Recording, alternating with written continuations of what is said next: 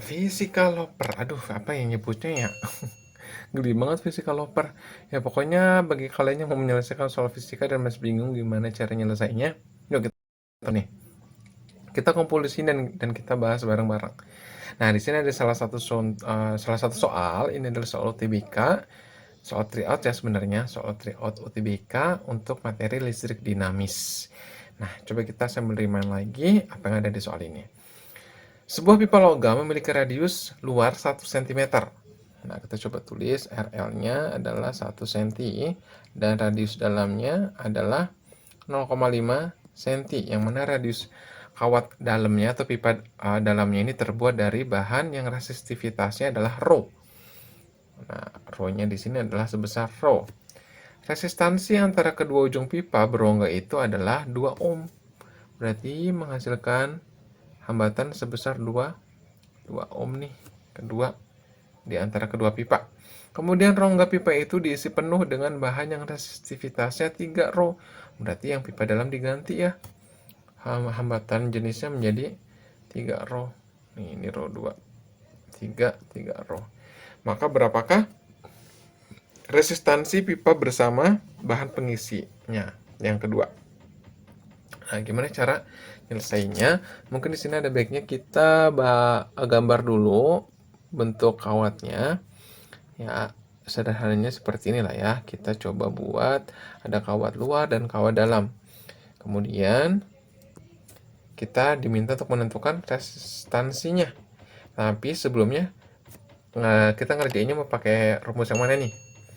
Masih ingat nggak untuk rumus resistansi atau rumus hambatan? Kita bisa menggunakan hukum Ohm yang mencari hambatan kawat.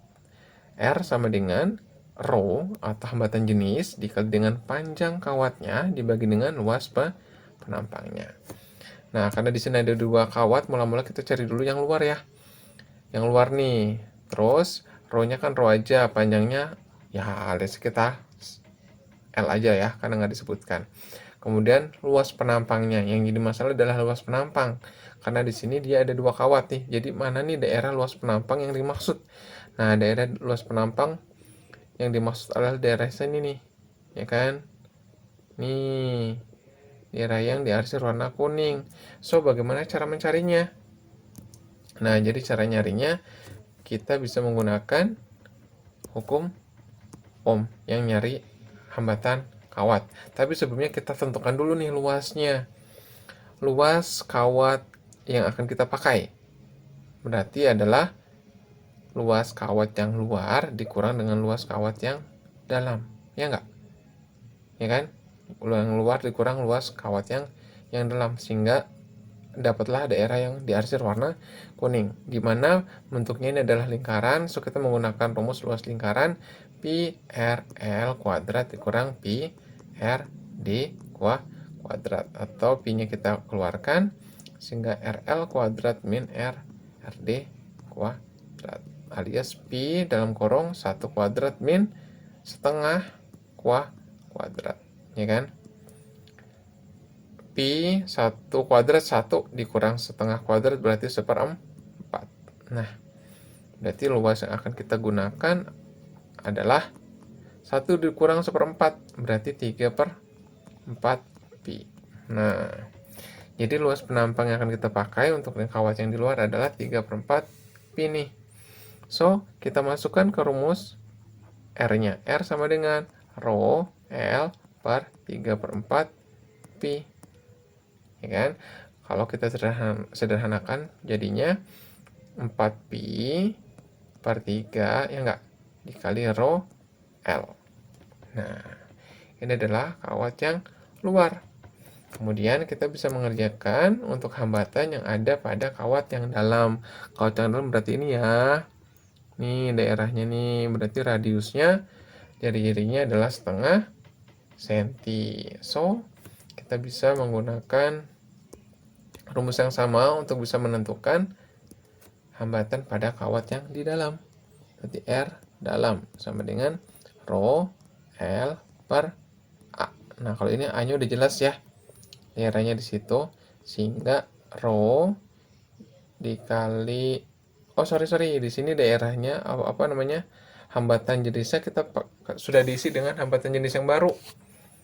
Ya, bahwasanya row-nya adalah 3 row. Ya kan? Dikali L dibagi dengan luas penampangnya, yaitu pi dikali setengah, kok nggak mau, bentar ya, pi dikali setengah kuadrat. Nah, atau pi ini kan seperempat ya, 3 row L per pi kali seperempatnya naik, sehingga nanti di sini untuk nilai hambatan dalam pada kawat yang di dalam adalah 12, ya kan, 4-nya naik, 12 row L per pi. Nah, gitu. Kita sudah menentukan hambatan yang di luar dan hambatan yang di dalam nih setelah diganti.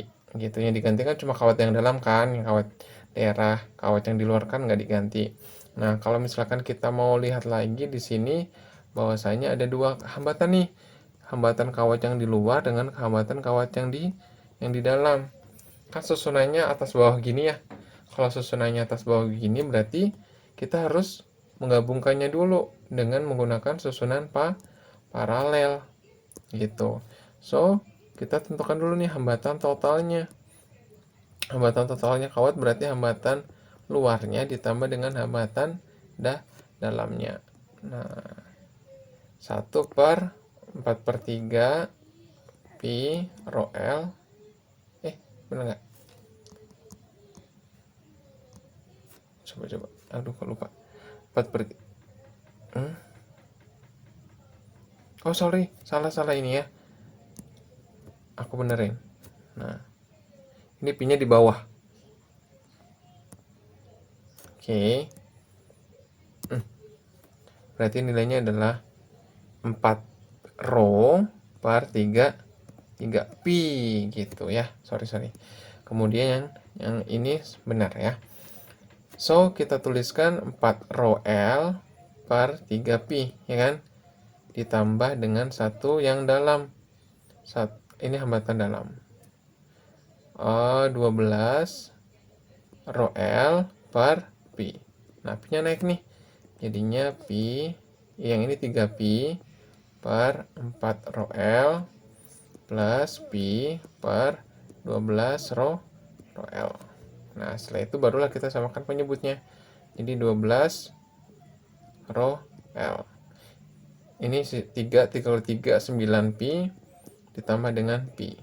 Nah, sehingga hasil totalnya adalah masih per RT ya. Hambatan totalnya adalah 10 pi per 12 row L. Baru kita balik nih. Hambatan totalnya adalah 12 row L per 10 pi. Gitu. Nah, di sini yang jadi catatan adalah hambatan total ini adalah rumus yang akan kita pakai untuk dibandingkan dengan keadaan awal, atau hambatan total di sini itu sama dengan R2 atau hambatan yang setelah diganti hambatan jenisnya. Gitu. So, kita coba bandingkan dengan hambatan luar. Di sini hambatan luar itu sama saja dengan hambatan dalam, hambatan yang pertama ya. Sedangkan hambatan total itu adalah keadaan setelah kita ganti tadi, ya kan? So, kita bandingkan RL per RT atau R1 per R2 itu sama dengan berapa tadi ya? 4/3. Oke, 4 row L per 3 pi dibanding dengan 12 row L per 10 pi. 12 row L per 10 pi. Atau kalau dijadikan perkalian, kita bisa balik ya. 10 pi-nya jadi 10 pi per 12 row L. Ini R1 per R2. Nah, di sini kita bisa coret nih yang ada, yang bisa dan kita sederhanakan. L-nya, kemudian Pi-nya, lalu 4-nya, sisa 3. R1-nya ini tadi nilainya 2 kan? Gitu. Sehingga 2 ya kan per R2 sama dengan sisa 10 per 3 kali 3 9. Lalu kita kali silang sehingga R2-nya adalah 18 dibagi dengan 10 alias 1,8 ohm. Nah, ini dia hambatan setelah diganti hambatan jenisnya tuh yang 3R tadi. Sehingga setelah diganti hambatannya menjadi 1,8 ohm gitu. Ya. Nah, gitu jawabannya. Mungkin untuk kali ini kita cukup satu soal dulu. Nanti kita akan lanjutkan di soal yang berikutnya. Kalau misalkan kalian ada yang mau ditanyakan, kalian boleh kirimkannya di kolom komentar dulu ya. Kalau ada yang belum maksud juga boleh nanya di kolom komentar, nanti insya Allah sebisa mungkin dijawab gitu. Jangan lupa subscribe dan share video ini ke teman-teman SMA kalian yang sama-sama berjuang untuk menaklukkan UTBK untuk bisa duduk di kampus impian kalian. Oke, kalau gitu saya akhiri. Tetap semangat ya belajar fisikanya. Saya akhiri. Wassalamualaikum warahmatullahi wabarakatuh. Goodbye.